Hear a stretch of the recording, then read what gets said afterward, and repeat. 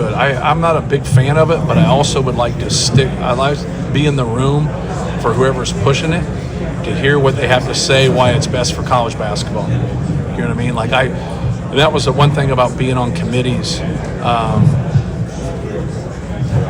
is that you could sit in a room and listen to a commissioner, an assistant commissioner, an AD, a faculty rep, another coach of another sport, whatever, and you could hear the back and forth. And then sometimes when you're not in the room anymore, which I'm not, you don't hear all that. So when you guys asked me that question, I was like, I don't like giving the answer, but with the information that I have, I don't like that, and I'm yet to hear something which makes sense. There has to be something from a legality angle that makes sense, and that's guesswork on my end. I don't know that, but I'd like to be in the room to hear all that, because I don't understand why we want the fight. And selfishly speaking, we redshirt. Like, we got a guy that's an All-American. He redshirted and he wasn't hurt.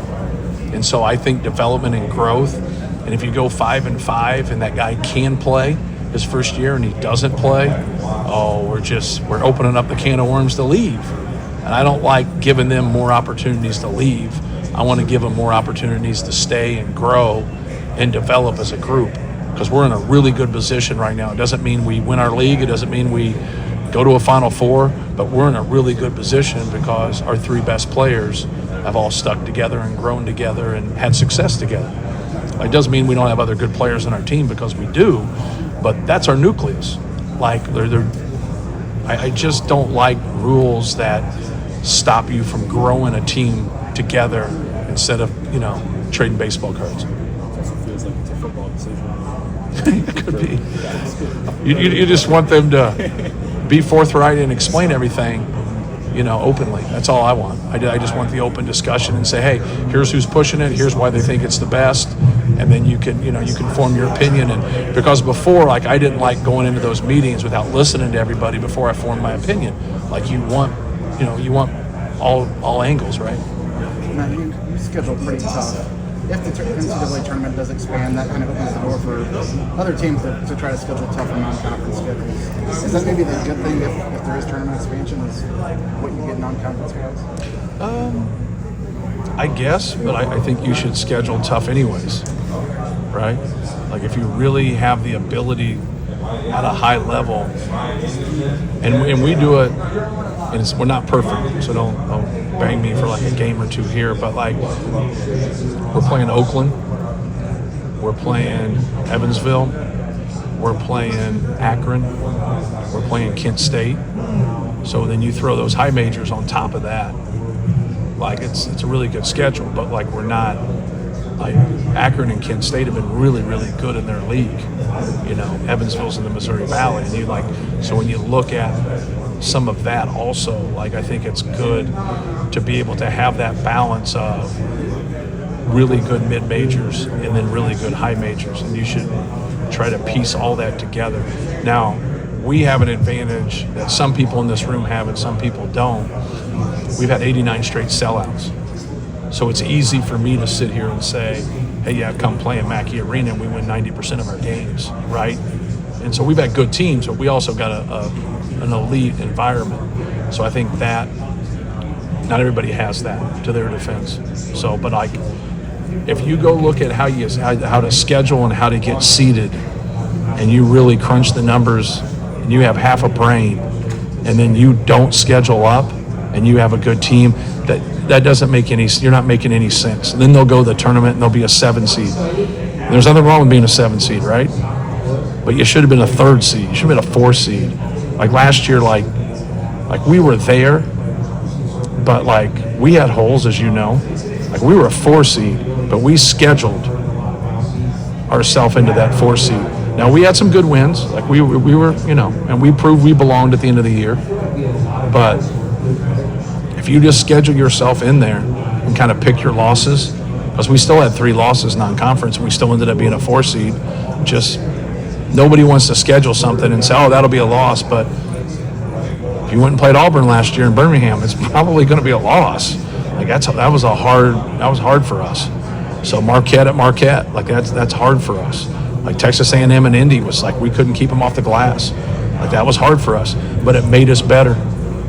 Every one of those games made us better. Fletcher's talked a lot about defensively being able to finish out games on both ends of the ball.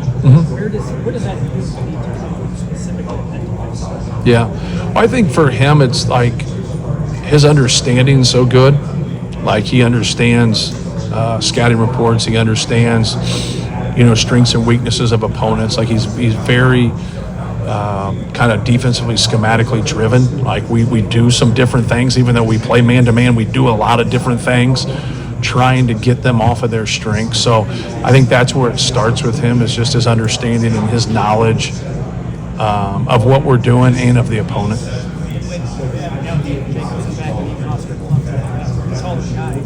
Cover up some of those mistakes and be more aggressive and maybe take more chances? No, he shouldn't take more chances.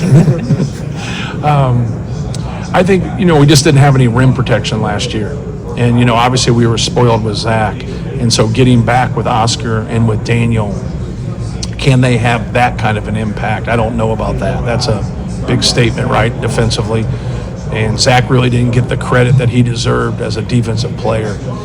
And but Oscar was the second leading rebounder in the country last year. Daniels can change shots, block shots. And so we feel much better about our interior defense than where we were last year. So hopefully that helps our guards. But our guards have to do a better job of keeping the ball in front of them. We have to, anytime you can keep the ball out of the paint, you're going to improve your chances of stopping your opponent. And then, defense leads to offense. So, like, if we're a better rebounding team, which we weren't last year, we were really good in transition. We just didn't have enough usage because our rebounding wasn't there. So we're, really emphasizing rebounding the basketball so we can get in transition and steal some points. Matt, how do you your perimeter defense has improved with like some of the new guys that have come in? Yeah. The development of that depth on the perimeter. Yeah, that helps. Like our personnel changes with Daniel and with Oscar helps. But obviously, with the other guys, but also the improvement, I think, from your freshman year to your sophomore year with CJ, with Jakari, Omer Meyer's an athletic kid. Antoine West has done a really good job in practices. So adding, to what we have there, but also collectively just being on the same page, like whatever we decide to do, like collectively being able to carry out those assignments and stay on the same page. But there's no doubt that our defense is going to improve with some of those additions, but also some of the growth from those younger guys becoming sophomores. Matt, do you want to scale back Braden's minutes load a little bit this year just to make sure he's at his best at the end of games? And Not really, no. Potentially Omer gives you that luxury? No. Not really. Yeah, maybe a little bit, but not really. Like, play your best players. Like, I understand that. And a lot of times that gets out there. I've never thought, like, at the end of the game, like it was that big of a deal. Maybe the wear and tear throughout the season, and I just don't understand what 4 minutes of play is going to make a big difference. You know what I mean? Like, if that's the case, then scale back your practice, right? You control that. So you practice for an hour and a half, practice for an hour and 20 minutes, and then do that every day. Like, you just scale back. It's their load on their legs, right? It's not the load always in a game versus a practice. But I understand the question, but How advantageous is it to have Fletch as being a coach's one? Like, what does that do for you when someone arrives who already is, not the finished product, but has certain fundamentals? Yeah, they just have a basketball knowledge. They've been told things and been talked about things. This is how you play. This is how you don't play. This is how you carry yourself. This is how you don't carry yourself. And so the work is there. He's obviously somebody who pays attention to a lot from a basketball standpoint. Where you get sometimes outside of talking about him is that you'll get some guys on your team that don't follow it, and that's scary, right? Like, you spend so much time as a player, and then you don't follow basketball, and like that's a little dicey. Fletch is on top of it. I'd be surprised if Fletch doesn't coach, but that background helps, and he's not the only guy on our team with that background, but it definitely helps because they speak the same language. They know, they understand, they watch basketball on their own. But yeah, having his dad and his brother has definitely helped him. His seems like it would be kind of contradictory, but yet it somehow pull it off and make it work. Where it's this very team-focused program. You know, everyone knows their role. You all play together, but you end up with these, like, really I want to say like alpha dogs of alpha dogs. You know, award winners. Like, you know, recent player of the year, Braden. Right. Zach. It was all the way back to big dog. You know, Carson. Yep. Guys who just knew, like, what enables that to happen? Yeah. Well, I think success. I think anytime you look at an All-American team and there's 15 guys on there, like you normally have 15 successful programs, or you will have a couple guys maybe from one program, so you have 13, 14 programs being represented by 15 people. And so we have a graphic that in recruiting, we show them that we've had one McDonald's All-American, and then we show them how many college All-Americans we've had in the last 8 years. And then it's, you know, really good names up there. I said the difference between us and them is that we've had one McDonald's All-American in 20 years. And they've had McDonald's All-Americans. That doesn't mean all of their college All-Americans were McDonald's All-Americans, but there's still a good percentage of that in there. So, like, I think just being able to piece a team together and then be successful leads to guys being All-Americans. Obviously, you got to get guys, and for us, most of the time we got to find a guy a little bit under the radar. Obviously, with Zach and Braden, they were a lot under the radar. Jaden Ivey shouldn't have been under the radar as much as he was. Carson Edwards shouldn't have been under the radar as much as he was.